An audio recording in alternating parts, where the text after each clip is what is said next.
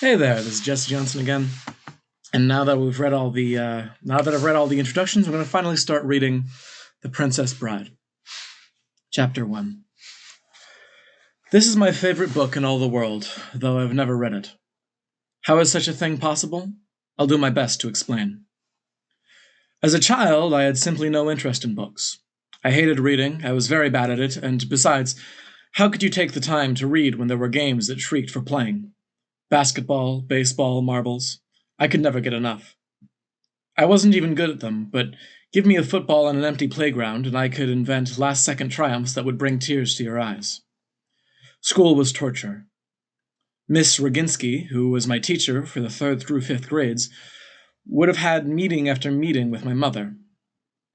I don't feel Billy is perhaps extending himself quite as much as he might, or, when we test him, Billy does really exceptionally well, considering his class standing. Or, most often, I don't know, Mrs. Goldman, what are we going to do about Billy? What are we going to do about Billy? That was the phrase that haunted me those first 10 years. I pretended not to care, but secretly I was petrified. Everyone and everything was passing me by. I had no real friends, not a single person who shared an equal interest in all games. I seemed busy, but I suppose, if pressed, I might have admitted that, for all my frenzy, I was very much alone. What are we going to do about you, Billy? I don't know, Miss Rosinski. How could you have failed this reading test? I have heard you use every word with my own ears. I'm sorry, Miss Rosinski. I must not have been thinking. You're always thinking, Billy. You just weren't thinking about the reading test. I could only nod. What was it this time? I don't know. I can't remember. Was it Stanley Hack again? Stan Hack was the Cubs' third baseman for these and many other years. I saw him play once from a bleacher seat, and even at that distance he had the sweetest smile I'd ever seen, and to this day I swear he smiled at me several times. I just worshipped him. He could also hit a ton. Bronco Nagurski. He's a football player, a great football player, and the paper last night said he might come back and play for the Bears again. He retired when I was little, but if he came back and I could get someone to take me to a game, I could see him play, and maybe if whoever took me also knew him, I could meet him after, and maybe if he was hungry, I might let him have a sandwich, and I might have brought with me. I was trying to figure out what kind of sandwich Bronco Nagurski would like. She just sagged at her desk. You've got a wonderful imagination, Billy. I don't know what I said. Probably thank you or something. I can't harness it, though, she went on. Why is that? I think it's that probably I need glasses and I don't read because the words are so fuzzy. That would explain why I'm all the time squinting. Maybe if I went to an eye doctor who could give me glasses, I'd be the best reader in class and you wouldn't have to keep me after school so much. She just pointed behind her. Get to work cleaning the blackboards, Billy. Yes, ma'am. I was the best at cleaning blackboards. Do they look fuzzy? Miss Rosinski said after a while. Oh no, I just made that up. I never squinted either, but she just seemed so whipped about it. She always did. This had been going on for 3 grades now. I'm just not getting through to you somehow. It's not your fault, Miss Rosinski. It wasn't. I just worshipped her too. She was all dumpy and fat, but I used to wish she'd been my mother. I could never make that really come out right, unless she had been married to my father first, and then they'd gotten divorced, and my father had married my mother, which was okay because Miss Roginski had to work, so my father got custody of me. That all made sense. Only they never seemed to know each other, my dad and Miss Roginski. Whenever they'd meet each year during the Christmas pageant when all the parents came, I'd watch the two of them like crazy, hoping for some kind of secret glimmer or look that could only mean, well, how are you? How's your life been going since our divorce? But no soap. She wasn't my mother. She was just my teacher. And I was her own personal and growing disaster area. You're going to be all right, Billy. Sure hope so, Miss Regency. You're a late bloomer, that's all. Winston Churchill was a late bloomer, and so are you. I was about to ask her who he played for, but there was something in her tone that made me know enough not to. And Einstein. Him I also didn't know, or what a late bloomer was either. But boy, did I ever want to be one. When I was 26, my first novel, The Temple of Gold, was published by Alfred A. Knopf, which is now part of Random House, which is now part of RCA, which is just part of what's wrong with publishing in America today, which is not part of this story. Anyway, before publication, the publicity people at Knopf were talking to me, trying to figure what they could do to justify their salaries. And they asked who did I want to send advance copies to that might be an opinion maker. And I said I didn't know anybody like that, and they said, think, everybody knows somebody. And so I got all excited because the idea just came to me, and I said, okay, send a copy to Miss Roginski, which I figured was logical and terrific because if anybody made my opinions, she did. She's all through Temple of Gold, by the way. Only I called her Miss Petulski. Even then, I was creative. Who? This publicity lady said. This old teacher of mine. You send her a copy, and I'll sign it, and maybe write a little. I was really excited until this publicity guy interrupted with, we were thinking of someone more on the national scene. Very soft, I said, Miss Roginski, you just send her a copy, please, okay? Yes, he said. Yes, by all means. You remember how I didn't ask who Churchill played for because of her tone? I must have hit that same tone too just then. Anyway, something must have happened because he right away wrote her name down, asking if it was S-K-I or S-K-Y.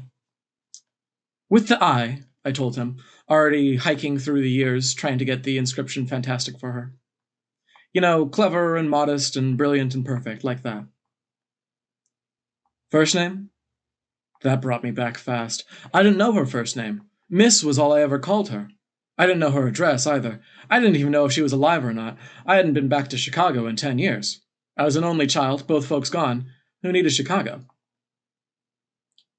Send it to Highland Park Grammar School, I said. And first, what I thought I'd write for was, for Miss Roginski, a rose from your late bloomer. But then I thought that was too conceited, so I decided, for Miss Roginski, a weed from your late bloomer would be more humble. Too humble, I decided next, and that was it for bright ideas that day. I couldn't think of anything. Then I thought, what if she doesn't even remember me? Hundreds of students over the years, why should she? So finally, in desperation, I put, for Miss Roginski from William Goldman. Billy, you called me. And you said I would be a late bloomer, and this book is for you, and I hope you like it. I was in your class for third, fourth, and fifth grades. Thank you very much, William Goldman. The book came out and got bombed. I stayed in and did the same, adjusting. Not only did it establish me as the freshest thing since Kit Marlowe, it also didn't get read by anybody. Not true. It got read by any number of people, all of whom I knew. I think it is safe to say, however, no strangers savored it. It was a grinding experience, and I reacted as indicated above. So when Miss Roginski's note came, late, it got sent to Knopf, and they took their time relaying it. I was really ready for a lift. Dear Mr. Goldman, thank you for the book. I have not had time yet to read it, but I am sure it is a fine endeavor. I of course remember you. I remember all my students. Yours sincerely, Antonia Roginski. What a crusher. She didn't remember me at all. I sat there holding the note, rocked. People don't remember me. Really, it's not a paranoid thing. I just have this habit of slipping through memories. It doesn't bother me all that much, except, I guess that's a lie, it does. For some reason, I test very high on forgettability. So, when Miss Roginski sent me that note, marking her just like everyone else, I was glad she'd never gotten married. I'd never liked her anyway. She's always been a rotten teacher, and it served her right her first name was Antonia. I didn't mean it, I said out loud right then.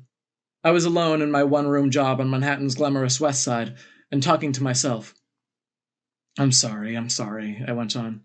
You've got to believe that, Miss Roginski. What had happened, of course, was that I'd finally seen the postscript.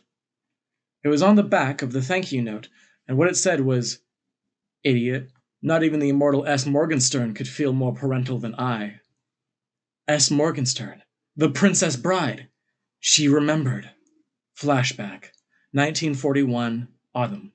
I'm a little cranky because my radio won't get the football games. Northwestern is playing Notre Dame. It starts at 1, and by 1:30 I can't get the game. Music, news, soap operas, everything, but not the biggie. I call for my mother. She comes. I tell her my radio's busted. I can't find Northwestern, Notre Dame. She says, "You mean the football?" "Yes, yes, yes," I say. "It's Friday," she says. "I thought they played on Saturday." Am I an idiot? I lie back, listening to the soaps, and after a little, I try finding it again, and my stupid radio will pick up every Chicago station except the one carrying the football game. I really holler now, and again my mother tears in. "I'm going to heave this radio right out of the window," I say. "It won't get it. It won't get it. I cannot make it get it." "Get what?" she says. "The football game," I say. "How dumb are you? The game. Saturday. Watch your tongue, young man," she says. "I already told you it's Friday." She goes again. Was there ever so ample a dunce? Humiliated, I flick around on my trusty Zenith trying to find the football game. It was so frustrating. I was lying there sweating, and my stomach felt crazy, and I was pounding the top of the radio to make it work right, and that was how they discovered I was delirious with pneumonia. Pneumonia today is not what it once was, especially when I had it. 10 days or so in the hospital, and then home for the long recuperating period. I guess it was 3 more weeks in bed, a month maybe. No energy, no games even. I was just this lump going through a strength-gathering time, period. Which is how you have to think of me when I came upon the Princess Bride. It was my first night home. Drained, still one sick cookie, my father came in. I thought to say good night. He sat on the end of my bed. "Chapter 1. The Bride," he said. It was then, only I kind of looked up and saw he was holding a book. That alone was surprising. My father was next to illiterate. In English. He came from Florin, the setting of The Princess Bride, and there he had been no fool. He said once he would have ended up a lawyer, and maybe so. The facts are, when he was 16, he got a shot at coming to America, gambled on the land of opportunity, and lost. There was never much here for him. He was not attractive to look upon, very short, and from an early age bald, and he was ponderous at learning. Once he got a fact, it stayed, but the hours it took to pass into his cranium were not to be believed. His English always stayed ridiculously immigranty, and that didn't help him either. He met my brother on the boat over, got married, and, when he thought they could afford it, had me. He worked forever as the number 2 chair in the least successful barber shop in Highland Park, Illinois. Toward the end, he used to doze all day in his chair. He went that way. He was gone an hour before the number 1 guy realized it. Until then, he just thought my father was having a good doze. Maybe he was. Maybe that's all any of this is. When they told me, I was terribly upset, but I thought at the same time it was almost existence-proving way for him to go. Anyway, I said, "Huh? What? I didn't hear." I was so weak and terribly tired. Chapter 1. The Bride. He held up the book then. "I'm reading it to you for you to relax." He practically shoved the book in my face. "By S. Morgenstern, great Florinese writer. The Princess Bride. He too came to America. S. Morgenstern. Dead now in New York.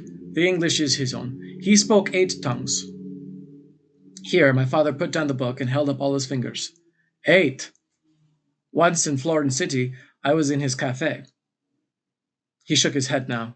He was always doing that, my father, shaking his head when he'd said it wrong. Not his cafe. He was in it, me too, the same time.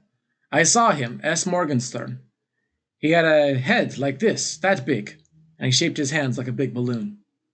Great man in Florin City, not so much in America. Has it got any sports in it? Fencing, fighting, torture, poison, true love, hate, revenge, giants, hunters, bad men, good men, beautifulest ladies, snakes, spiders, beasts of all natures and descriptions, pain, death, brave men, coward men, strongest men, chases, escapes, lies, truths, passion, miracles. Sounds okay, I said, and I kind of closed my eyes. I'll do my best to stay awake, but I'm awful sleepy, Daddy.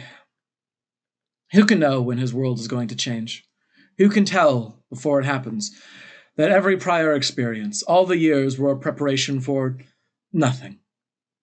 Picture this now, an all but illiterate old man struggling with an enemy tongue, an all but exhausted young boy fighting against sleep, and nothing between them but the words of another alien, painfully translated from native sounds to foreign. Who could suspect that in the morning a different child would wake? I remember, for myself, only trying to beat back fatigue. Even a week later, I was not aware of what had begun that night, the doors that were slamming shut while others slid into the clear. Perhaps I should have at least known something, but maybe not. Who can sense revelation in the wind? What happened was just this. I got hooked on the story. For the first time in my life, I became actively interested in a book. Me, the sports fanatic, me, the game freak, me, the only 10-year-old in Illinois with a hate-on for the alphabet, wanted to know what happened next. What became of beautiful Buttercup and poor Wesley, and Inigo, the greatest swordsman in the history of the world? And how really strong was Fezzik? And were there limits to the cruelty of Vizzini, the devil Sicilian? Each night my father read to me, chapter by chapter, always fighting to sound the words properly, to nail down the sense. And I lay there, eyes kind of closed, my body slowly beginning the long flow back to strength. It took, as I said, probably a month, and in that time he read The Princess Bride twice to me. Even when I was able to read myself, this book remained his. I would never have dreamed of opening it. I wanted his voice, his sounds.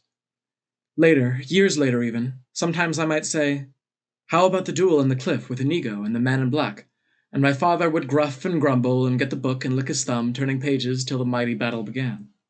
I loved that. Even today, that's how I summon back my father when the need arises. Slumped and squinting and halting over the words, giving me Morgenstern's masterpiece as best he could. The Princess Bride belonged to my father. Everything else was mine. There wasn't an adventure story anywhere that was safe from me. "Come on," I would say to Miss Roginski when I was well again. "Stevenson, you keep saying Stevenson. I've finished Stevenson. Who now?" And she would say, "Well, try Scott. See how you will like him." So I tried old Sir Walter, and I liked him well enough to butt through a half-dozen books in December. A lot of that was on Christmas vacation, when I didn't have to interrupt my reading for anything but now and then a little food. Who else? Who else? Cooper, maybe, she'd say. So off I went into the Deer Slayer and all the Leverstocking stuff, and then on my own one day I stumbled onto Dumas and D'Artagnan, and that got me through most of February, those guys. "You've become, before my very eyes, a novelholic," Miss Roginski said. "Do you realize you are spending more time now reading than you used to spend on games? Do you know that your arithmetic grades are actually getting worse?" I never minded when she knocked me. We were alone in the schoolroom, and I was after her for somebody good to devour her. She shook her head. "You're certainly blooming, Billy, before my very eyes. I just don't know into what." I just stood there and waited for her to tell me to read somebody. "You're impossible, standing there waiting," she thought a second. "All right, try Hugo, the Hunchback of Notre Dame." "Hugo," I said. "Hunchback. Thank you." And I turned, ready to begin my sprint to the library. I heard her words sigh behind me as I moved. This can't last. It just can't last. But it did. And it has. I'm as devoted to adventure now as I was then, and that's never going to stop. The first book I mentioned, The Temple of Gold, do you know where the title comes from? From the movie Gunga Din, which I've seen 16 times, and I still think is the greatest adventure movie ever made. True story about Gunga Din. When I got discharged from the army, I made a vow never to go back on an army post. No big deal, just a simple lifelong vow. Okay, now I'm heading home the day after I get out, and I've got a buddy at Fort Sheridan nearby, and I call to check in, and he says, "Hey, guess what's on post tonight? Gunga Din." "We'll go," I said. "It's tricky," he said. "You're a civilian." Upshot, I got back into uniform the first night I was out and snuck onto an army post to see that movie. Snuck back. A thief in the night. Heart pounding, the sweats, everything. I'm addicted to action, adventure, call it what you will, in any way, shape, etc. I never missed an Alan Ladd picture, an Errol Flynn picture. I still don't miss John Wayne pictures. My whole life really began with my father reading me the Morgenstern when I was 10. Fact, Butch Cassidy and the Sundance Kid is, no question, the most popular thing I've ever been connected with. When I die, if the Times gives me an obit, it's going to be because of Butch. Okay, now, what's the scene everyone talks about? The single moment that stays fresh for you and me and the masses? Answer: the jump off the cliff. Well, when I wrote that, I remember thinking that those cliffs were jumping off. Those were the cliffs of insanity that everybody tries to climb in The Princess Bride. In my mind, when I wrote Butch, I was thinking back further into my mind, remembering what my father reading the rope climb up the cliffs of insanity and the death that was lurking right behind. That book was the single best thing that happened to me. Sorry about that, Helen. Helen is my wife, the hotshot child psychiatrist. And before long, before I was even married, I knew I was going to share it with my son. I knew I was going to have a son, too. So, when Jason was born, if he'd been a girl, he would have been Pamby. Can you believe that? A woman child psychiatrist who would give her kids such names? Anyway, when Jason was born, I made a mental note to buy him a copy of The Princess Bride for his 10th birthday. After which, I promptly forgot all about it. Flash forward, the Beverly Hills Hotel last December. I am going mad having meetings on Ira Levin's The Stepford Wives, which I am adapting for the silver screen. I call my wife in New York at dinner time, which I always do. It makes her feel wanted. And we're talking, and at the close she says, "Oh, we're giving Jason a 10-speed bike. I bought it today. I thought that was fitting, don't you?" "Why fitting?" "Oh, come on, Willie. 10 years, 10 speeds." "Is he 10 tomorrow?" It went clean out of my head. "Call us at supper time tomorrow, and you can wish him a happy." "Helen," I said then, "listen, do me something. Buzz the 999 bookshop and have them send over The Princess Bride." "Let me get a pencil." And she's gone a while. "Okay, shoot. The what bride?" "Princess. By S. Morgenstern. It's a kid's classic.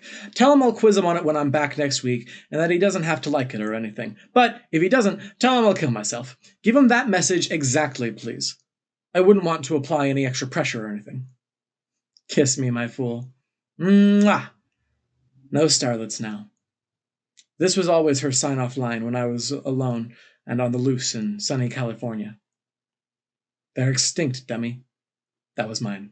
We hung up. Now, for the next afternoon, it so happened, from somewhere, there actually appeared a living, suntanned, breathing deeply starlet. I'm lolling by the pool, and she moves by in a bikini, and she is gorgeous.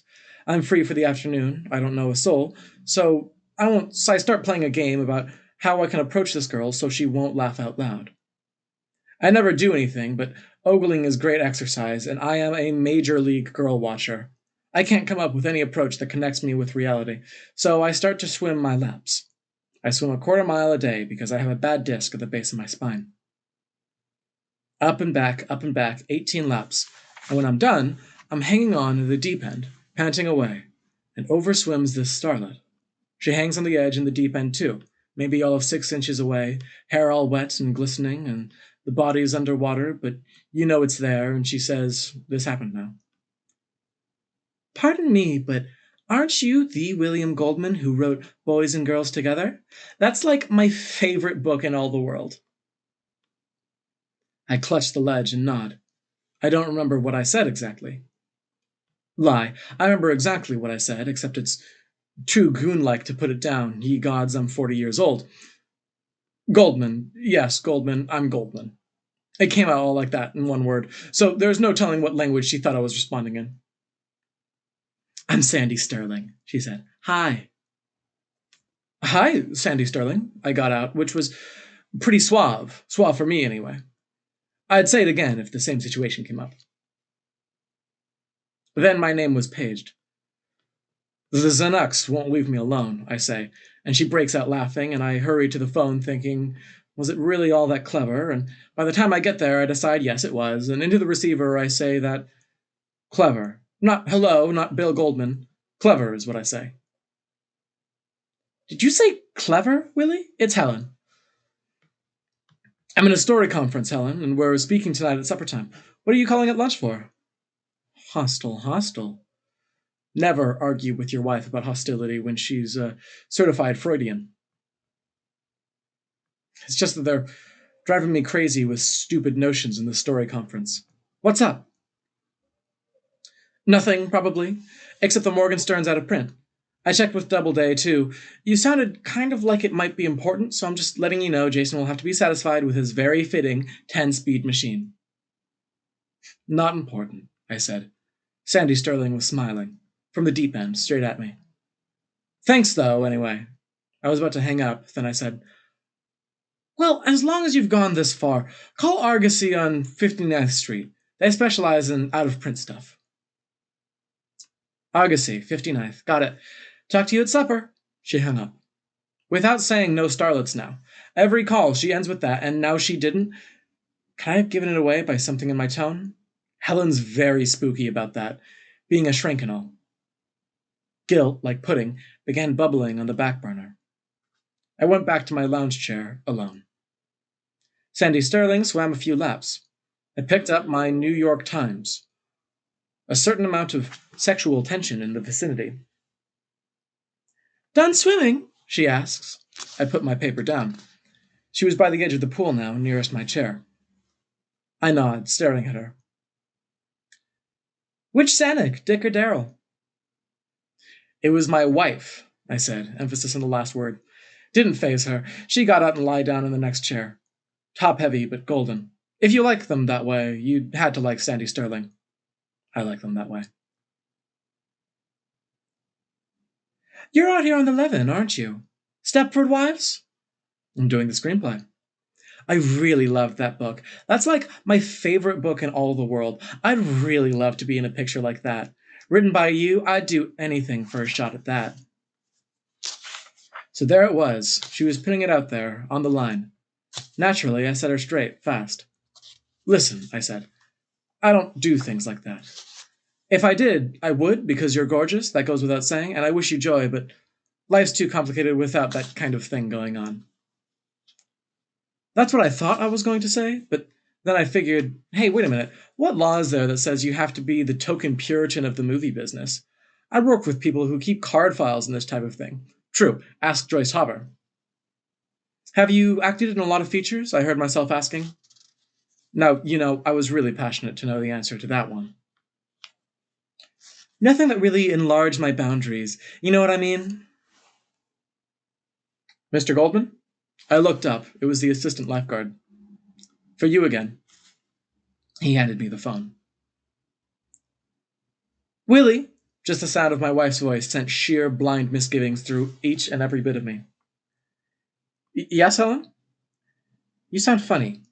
What is it, Helen? Nothing, but it can't be nothing, or you wouldn't have called me. What's the matter, Willie? Nothing is the matter. I was trying to be logical. You did, after all, place the call. I was merely trying to ascertain why. I can be pretty distant if I put my line to it.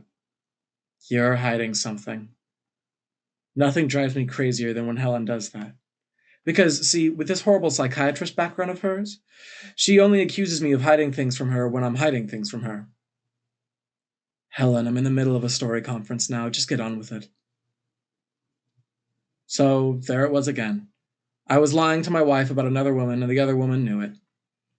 Sandy Sterling, in the next chair, smiled dead into my eyes. Argosy doesn't have the book. Nobody has the book. Goodbye, Willie. She hung up. Wife again? I nodded, put the phone on the table by my lounge chair. You sure talk to each other a lot. I know, I told her. It's murder trying to get any writing done. I guess she smiled. There's no way I could stop my heart from pounding. Chapter 1. The Bride, my father said. I must have jerked around or something because she said, huh? I began. Nothing, I said, finally. Easy, she said, and she gave me a really sweet smile. She dropped her hand over mine for a second, very gentle and reassuring. I wondered, was it possible she was understanding too? Gorgeous and understanding? Was that legal? Helen wasn't ever understanding. She was always saying things like, I understand why you're saying that, Willie, but she was secretly ferreting out my neuroses. No, I guess she was understanding. What she wasn't was sympathetic. And of course, she was gorgeous too. Skinny, yes. Brilliant, yes. I met my wife in graduate school, I said to Sandy Sterling. She was getting her PhD. Sandy Sterling was having a little trouble with my train of thought. We were just kids. How old are you? You want my real age or my baseball age? I really laughed then. Gorgeous and understanding and funny? Fencing, fighting, torture, my father said.